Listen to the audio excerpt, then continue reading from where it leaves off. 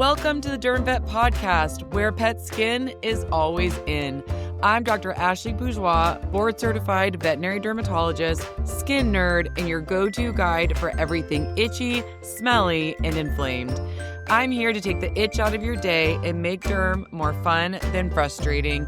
Grab your microscope and let's focus in. Welcome to another episode of the Derm Vet Podcast. We're actually taking a temporary break from our Derm Drugs series. Don't worry, we're going to get back to it. But I was recently at BMX and got to learn about some really cool technology that I think is super exciting. And as this company has just released a new updated version of the product, I really wanted to get this information to you as quickly as I can. So I am talking about the Vista IQ, and I got to interview Dr. Levy-Hirsch to really discuss what Vista IQ is, how this could be helpful. It is a new technology that allows you to scan lumps and bumps. When you have like 30 bumps on a senior dog and you don't really know, like, can you aspirate all of them? It's not financially feasible for the owner. How can we make it so we can detect when certain bumps are more concerning than others, even if we can't stick a needle or remove all of them? So really cool conversation about someone who's obviously very knowledgeable on this product. I really hope you enjoyed this recording we did. We actually got to do it at their booth at BMX. So you get some fun background noise, but we're truly in the heart of it. If you check out the YouTube version of this podcast episode, then you're going to see some really cool videos and photos of Vista IQ in action. So please enjoy. Well, welcome to another episode of the Derm Vet Podcast. I'm really excited because we are on site. We are here in BMX in Orlando, Florida. It's the first full day of the exhibit hall, and I am here to talk about some new technology, which is really exciting, something that I think will be a really great spectrum of care tool for our patients, which is super important. And so we're here with Dr. Liron Levy-Hirsch, and he's the managing director of HT Vet. You may have heard of HT Vista, but they have a new generation diagnostic tool coming out, Vista IQ. So thank you so much for joining the podcast today. Thank you. Thank you for having me. So let's start simple. So people may have heard of HT Vista. Can you kind of explain what the Vista IQ is going to do? What's a bit different about this technology? Yeah. So the Vista IQ is the next generation of HT Vista. So basically what we've done, we've taken everything that is good about the HT Vista and we based the improvements on a lot of feedback that we got from clients. So for example, the new scanner is completely wireless. It has all kinds of improvement, like changing heads to scan different or more difficult areas in the body. It has laser grids that potentially will improve the technology even further. So it offers the same technology at the moment, but the scanning experience, the user experience is much, much, much better. And and we are very excited about this. A little sleeker, a little bit easier to use. Absolutely. It's really nice looking. Yeah, we've used an ergonomic designer to really kind of think about all kinds of areas in the body that are maybe trickier to scan. Yeah. So you can hold the scanner in different positions and it's much, much nicer. Obviously, it has no wires, so you don't need to worry about the dog knocking it over or anything like that. Well, and as we were joking, like before we got on about like getting older, right? And your eyesight, I'm getting a bad back. Like it's nice to actually think about ergonomics and just because we're busy in the vet practice. Absolutely. So we need something that's easy to hold, easy to kind of manage. And you know that as being a doctor, a veterinarian, like how important that is in your day-to-day, that the tool is actually easy to use. Yes. Even like going back to when you guys were developing HT Vista, right? And now you have this new generation of technology. What was the gap you saw in the industry of why we needed this diagnostic tool? Yeah, so we know that lumps and bumps on dogs are very common. So I think the average vet will see about 13 to 15 lumps a week. So this is a big kind of population of patients that has lots of lumps and bumps. And the tricky part is actually finding the small percentage of the malignant lumps within this population. We know that traditional tools like FNAs and biopsies obviously exist, and we're not trying to compete with them. We're actually trying to help clinicians to do more of them. Because what we know, and we know that from surveys that we have done, or just speaking to veterinarians, that there is a big kind of gap between kind of what we want to do, what actually happens. So we know that about only 40% of those lumps actually get sampled, and 60% of them are sent home undiagnosed. So we really want to help clinicians to lower this kind of, or to remove the barriers, I guess, from this kind of process and allow them to do what they want to do best, which is obviously find those malignancies and remove them and save those patients. So by offering this non-invasive screening tool that uses a 40-second scan and get the result within 2 minutes, you actually allow the clinicians to do more by helping them with pet owners and get them to enter the diagnostic pathway in kind of an easier way and better way. Yeah, I mean, I definitely see that as a dermatologist. Like, I manage cases most of the time their entire life, right? So as they get older, you just always get those patients that are lumpy bumpy. Yeah. And from a financial standpoint, as a clinician, I'm like, yes, it can look like something. I don't really know unless I sample it. From a financial standpoint for my owners, to expect them to do 40 FNAs, right? If you got really those lumpy bumpy dogs, can be really difficult. So when we talk about spectrum of care for a lot of these patients too, it's nice to have something that's more of a screening tool to know maybe what we should focus on. With that, can you talk a little bit about, for people who maybe are not even familiar with the HT Vista, like they don't really know when you talk about heat maps and technology and what is this, like what am I using this? Can you explain the basics of what this tool does? Yes, absolutely. So the technology that we are working with is called heat diffusion imaging, and it's based on heat waves. So what the device or the product does, it has 2 heat sources that hits the tissue. So it sends heat waves into the tissue for 10 seconds, 42 degrees Fahrenheit, very kind of nice, gentle, pain-free for the patient. That doesn't really bother the patient at all? We've scanned over 35,000 scans to date, and our customers have, and we have been reported with no side effects whatsoever. Okay. So very comfortable, very kind of easy to and comfortable. And no sedation needed. No sedation needed. Easy. Okay. Just a small clip kind of fair. And what happens during the 40-second scan, as I mentioned, it starts with 10 seconds of heating and then followed by 30 seconds of natural cooling. So all in all, we have a 40-second scan that has 10 seconds of heating, 30 seconds of cooling down. And throughout the 40-second scan, the thermal camera, the thermal sensors collect the data from the tissue. So it collects the thermal activity within the tissue, which later on will be analyzed by algorithms that we have trained and validated with thousands of scans, cytology and histopathology, to make sure that we achieve obviously good performance and accuracy when we do offer the kind of end result, which is the cancer risk. So there are 2 processes quickly. The first process is a primary classification when we offer a cancer risk as a result. The device will offer cancer risk either low, moderate, or high. And following that, there is a tumor-specific classification that will offer a more specific finding. So we have 4 at the moment that offer classification of lipomas, benign epithelial, sebaceous adenomas, and the most common malignant process, which is mast cell tumors.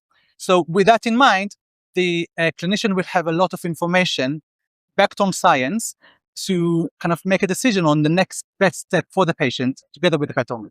It's amazing. So it can give even beyond just maybe we should be worried about that. So and I'm a very practical person. So in a practical standpoint for people listening, so if it's low, you pretty good chance you don't need to worry about it. Moderate, probably need to be a little bit more thoughtful. Yep. And then obviously high, like we really need to consider it. So if you have a dog that's got 40 bumps and 38 of them are in the low, you can really focus on like the 2 yep. that if you're going to spend that owner's money on further diagnostics, right? You're not trying to replace further diagnostics. You're trying to help give a different pathway to how can we work these patients up? How can we be economical for the owner, but also do best medicine to focus that if you can't do 40 bumps, you're going to know the couple that you really need to focus on. Like where there's still a place for FNA, there's still a place for biopsy in those cases. Right. And just to maybe talk about the numbers, when we say low cancer risk, when we offer a benign result, the negative predicted value of the algorithm is 98%. Wow. So 98% and over confidence that when we send the patient home with a low cancer risk, it is indeed benign. When the algorithm cannot achieve this level of confidence, then the results will come back as moderate or high. And those samples are the ones that you need to focus on and sample them.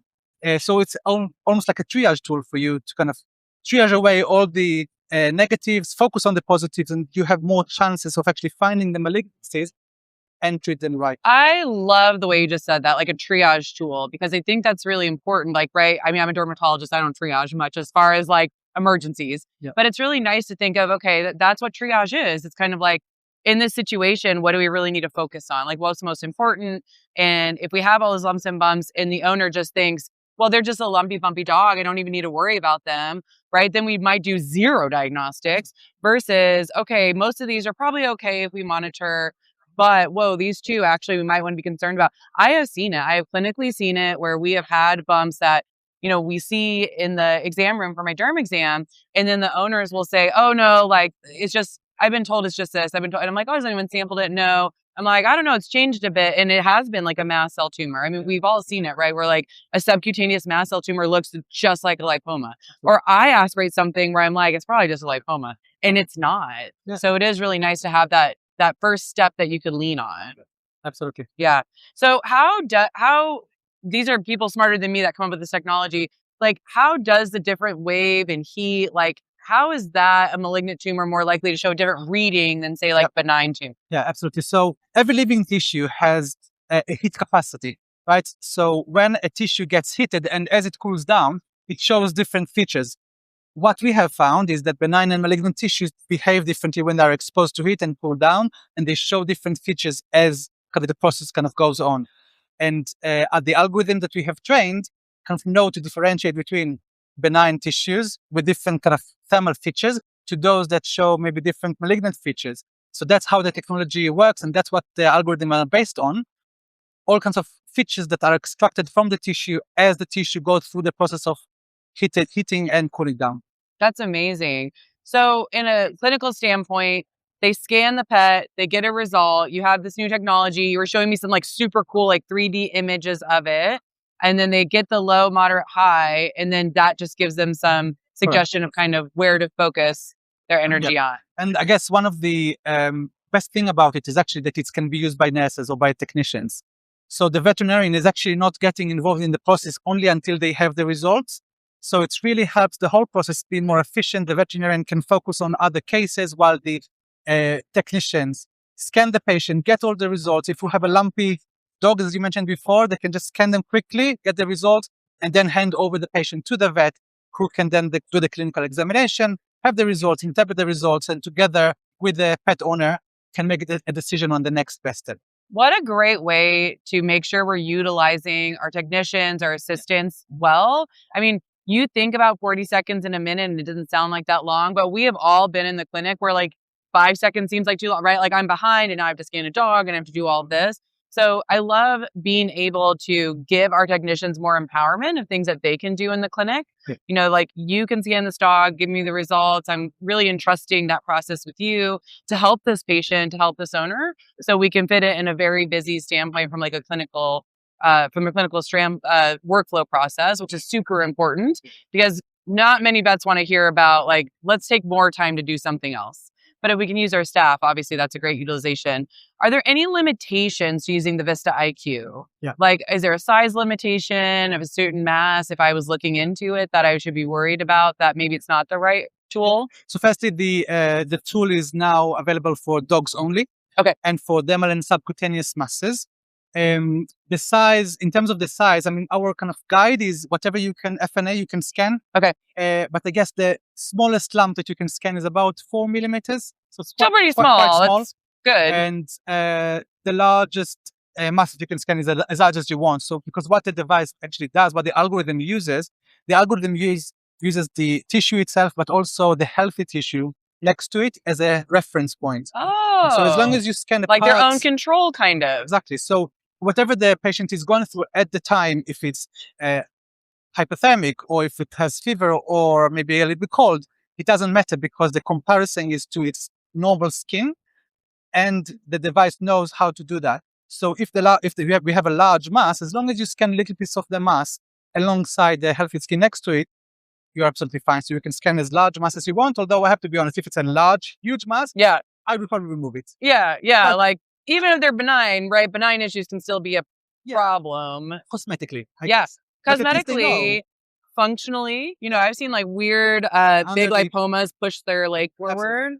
Yeah. No, I'm not removing that as a dermatologist, but even knowing that it's a lipoma, their surgical approach will be different now, right? So scanning it, know it's a lipoma, they know they don't need to go as deep or wide. So it really helps with tricky areas like toes, etc. So it's really nice to know as much information as you can before you go into this adventure of kind of cutting through the skin and kind of do the surgery. Yeah, I love that. I mean, that's like for me as a dermatologist, when I take ear masses out, I always tell the owner, like, you might still need surgery, but at least we know what it is. So we know what surgery you need. There can still be a lot of value in planning, right? Like surgical planning, how aggressive do we need to be, things like that, which is really awesome.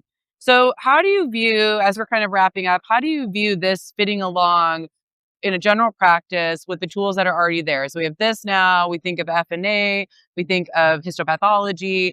Where does Vista IQ, and we're going to, talk about some of the upgrading technology you have, where do you find this fitting into an everyday clinical practice? Yeah. So as far as we are concerned, that should be the first step in the investigation process. What we are trying to help here, clinicians, is with the wait and see approach. So we want to eliminate the wait and see approach. We want all the lumps and bumps to be investigated, if not by FNA, because we know that about 60% of them are not. We have a tool that now can quickly, non-invasively scan those lumps, get them through the diagnostic workflow, and then the clinicians can use their clinical discretion to do either an FNA or biopsy or just remove the mass altogether. It really depends on them how they want to take it. We want to give them a tool that will help them saving more lives and get those lumps and bumps that are malignant removed as quickly as possible. That's amazing. Okay, Dr. Levy-Hirsch, you've been wonderful. You put up with our wonderful background noise. We've got the Kesha. We've had so much music going on this whole time. As we're kind of ending our episode together, what are the final thoughts you want to leave veterinarians, technicians, those listening to the podcast about your new Vista IQ? Yeah. So obviously we've had the HT Vista product for 3 years now. It's been very successful. We've had so many lovely stories about pet owners and obviously pets that we've kind of saved, and pet owners that were so happy with what they've managed to get as a result of kind of having this technology offered by their vet. And like I said before, I think what we've done is just taken everything that we had with the HT Vista and implemented a lot of improvements based on feedback that we got. So yes, I mean, what we want is every practice clinic to just have the Vista IQ and start scanning all those lumps and, save more lives together. Love it. And I love, honestly, when I hear of companies and start working with companies and hearing of products, one of the things I always get the most excited and respect the most are those that always want to move forward. Right? Like you already had a successful product. 3 years is not that long for a product to be on the market and already say we're going to upgrade it. So just to be involved with a company that's kind of like, we can keep doing better. We can keep, right? We should be advancing. We should be integrated. We should move forward. I think that's always great. Even thinking of how is it designed ergonomically? How is it working? How is it in the workflow? What are the training tools we can put forward? Those are the things that we want to see in veterinary medicine as we keep going forward. Yeah. Thank you. We have, quite a lot of things coming kind of up. Oh, so yes, we have lots of kind of ideas on how we can improve the algorithms. We work with general practitioners. We work with oncologists worldwide to collect more data and get more and more applications to the product. If it's improving the current product or the current algorithms to offer them to different type of tumors. If it's moving to different species, maybe, I'm not sure. We'll see about that. Yeah. But yes, we have lots of kind of ideas how to improve the product even further. So we are very happy with what we have achieved. And thank you again very much for kind of having us here. But we have lots of kind of things coming up. So amazing. Yes, stay tuned. Well, thank you so much for being a part of the podcast. Everyone, go check out their new Vet IQ, get into that technology industry again, and learn to triage these lumps and bumps for patients. So again, so we can help more lives and not overlook something that could be really meaningful for that pet and for their owner.